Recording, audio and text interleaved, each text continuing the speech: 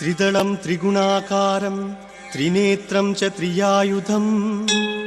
त्रिजन्म पापसंहारम् एकबिल्वं शिवार्पणम् त्रिशाखै बिल्वपत्रैश्च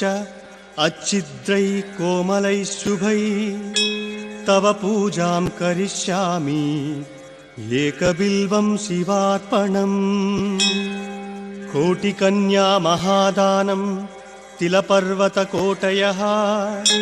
काञ्चनं शैलदानेन एकबिल्वं शिवार्पणम् काशीक्षेत्रनिवासं च कालभैरवदर्शनम् प्रयागे माधवं दृष्ट्वा एकबिल्वं शिवार्पणम् इन्दुवारे व्रतं स्थित्वा निराहारो महेश्वरा नक्तं हौष्यामि देवेश एकबिल्वं शिवार्पणम् रामलिङ्गप्रतिष्ठा च वैवाहिककृतं तथा तटाकादि च सन्तानम् एकबिल्वं शिवार्पणम् अखण्डबिल्वपत्रं च आयुतः शिवपूजनं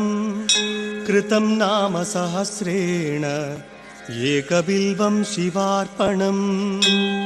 उमया सह देवेश नन्दिवाहनमेव च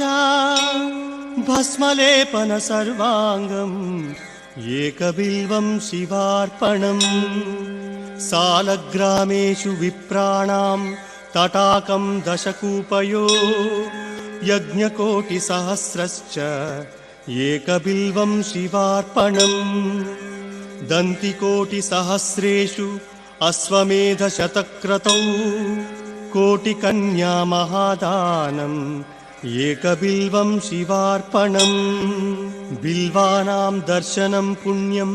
स्पर्शनं पापनाशनम् अघोरपापसंहारम्